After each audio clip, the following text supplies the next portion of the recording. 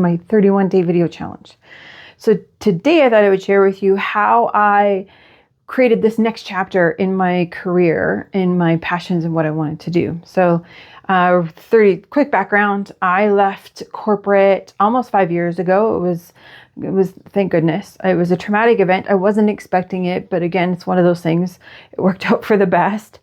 But because I was laid off, and I didn't know what I wanted to do next, I had to take some time to figure out, tap back into who am I? Well, what do I want? What am I good at?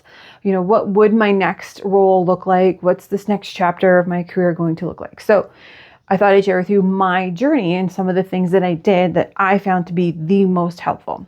So one of the first things I did was I dusted off any personality assessment results that I had taken in the past. And I even discovered a new one, which actually led me on a whole other journey. So the ones that I dusted off were the Myers-Briggs. Oh, look, I'm an ENTJ, if anybody's into that one. Here's a new one I discovered, the PrinciplesYou. So in case you don't know, that's the path that it sent me down. I am now a certified PrinciplesYou coach and a Dalio Principles Solutions partner. So that sent me down a whole new journey. The other one I dusted off was Insights. I believe Insights is kind of a cousin to DISC, where it's the 4 colors. And in that instance, I was a red, which is like a director. I took the Enneagram test, and in that one, I'm a type 3, the achiever, with the support from the helper, which is a type 2. The one that, it's not technically a personality assessment tool, it's the Clifton Strengths Finder. I had done this assessment 20 years ago. And I know that your strengths kind of shift and change depending on your life and what you've been doing and what you like doing as you grow and mature and gain more experience. I was not surprised that was going to shift. So I knew I better retake that one. What was interesting when I retook it, it gives you your top 10. And when I compared this new version compared to the one from 20 years prior, the top 10 had stayed pretty much the same, but the order in which were those top 10, that had just shifted.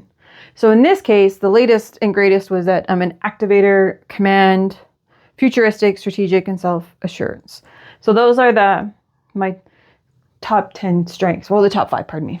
So that was super helpful. The next thing I did with all of that, I mean, that's nice, right? But what are you going to do with all this information? Well, of course, I nerded it out and I took notes and created almost like a Venn diagram of where all of these assessment results overlapped, had commonalities where things were slightly different and if it rang true for me or not, and put them all together so that I basically created this one big picture. The next thing I did, and is I basically sat with a big sheet of paper, I'll show you, and created a mind map, just showing, what some of the things that I do that I know I did in my previous positions. And then I also listed very specific examples of where I know that I actually do this. And it's things where I do it without thinking. It comes super easy to me. So anytime you get those compliments, you're like, oh my God, that's amazing. How did you do it? And you did it without thinking because it was just so natural. That's a sign. You should make note of that. So this is one of the things I did. And again, it just a bit of a 10,000 foot view.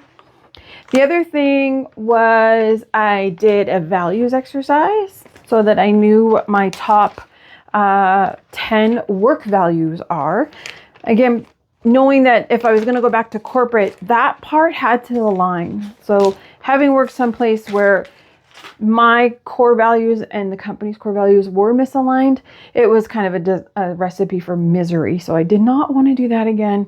But to make sure I didn't do that again, I had to be crystal clear on what my actual values are. So I have my values exercise. So now I've done the personality. I've done a bit of a career look back. I've identified my values. The final piece that was the most helpful, I'm not going to lie, was working with a coach. And we went through the Simon Sinek Know Your Why or Find Your Why. So basically what this coach does, and I have done this as a coach now with other clients, is you spend a lot of time where the client is sharing stories, telling them different events in their life that they feel I should know as a coach because it tells me who they are. And I did this exact process with my coach. And through that, then the coach will sit down and read through all of those stories that you told them and come up with key statements that kind of ring true, because they're looking for that golden thread through all those stories. And through that activity, we basically came up with my own purpose statement. So your purpose statement is always to blank, so that blank. So the 2 is your contribution, so that impact. So for me, we came up with my own purpose statement as to activate the potential in others so they feel valid and empowered to take on any challenge. So that's my purpose statement. And I've been using this a little bit as my North Star whenever an opportunity comes my way, that if it aligns with that, then I'm all over it.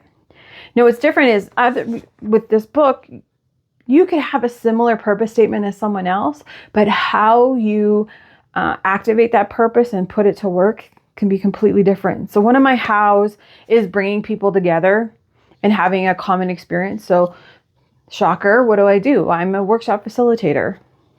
I love bringing people together and watching those sparks go on in a good way, not in a bad way.